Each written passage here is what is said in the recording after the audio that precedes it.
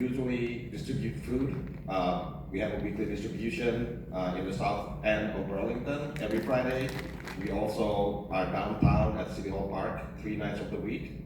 We're providing hunger relief for mostly our homeless neighbors, but also anybody who wants food. And last night is one of our regular bistro night, and we showed up there. When we showed up there, it was around 10 o'clock. There were 10 police cruisers downtown. And one of the homeless folks were out on the street having been knocked out by the cops. I don't know if you have seen recently, Phil Scott issued this directive about what to do about Burlington's problem and how he's gonna help us. And among them is like stronger enforcement. Yeah. And this is the best they can do. It's, you know, we see Phil Scott about 3 months ago refusing to extend the motel voucher program, actually causing the homelessness issue that Burlington have been dealing with to worsen. Yep. We saw kids now living on the street. We saw people who are on wheelchairs, but we regularly serve food. And for Phil Scott to come out and say this is Burlington's own doing, even though it obviously he has a huge role in it, it's just enraging to me. Yep. And so the People's Kitchen project, as well as our siblings, the Food Not Cops, BTP Cop Watch, we are out there on the streets. We're talking to our neighbors.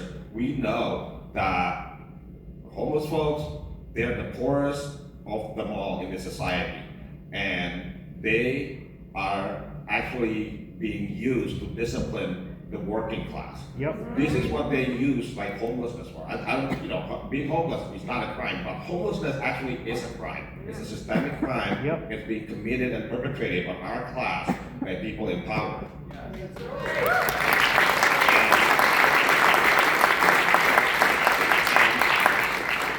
And as part of the Worker Center, I think it's important for us to recognize that mutual aid, though it's very important, and we need to do that. We need to be able to connect with people and actually provide help to each other.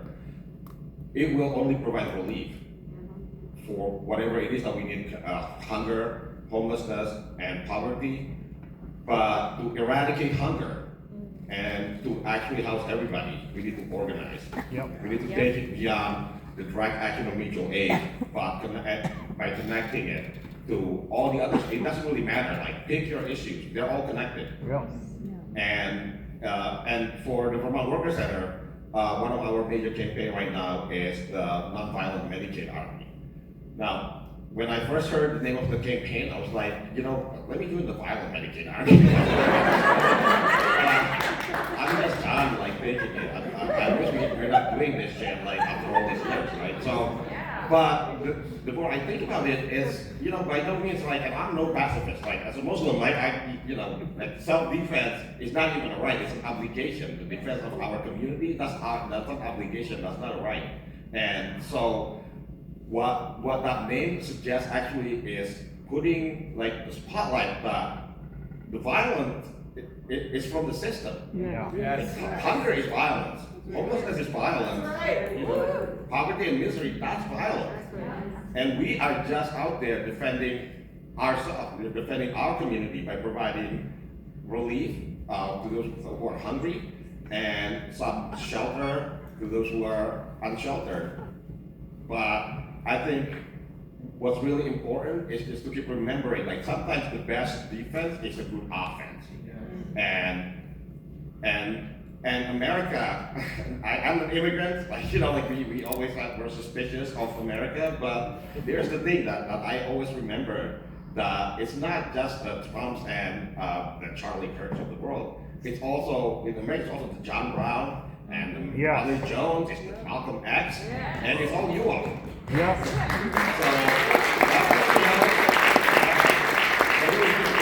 And I think the best weapon that we have, it is a nonviolent one. It's actually, how do we get everybody to do nothing for a day? Yes. Right? How do we do that? In general, just like don't participate. In general, go on strike. So I think, we know the new world is possible, but a new America is necessary, and I think Vermont can lead the way. Yeah.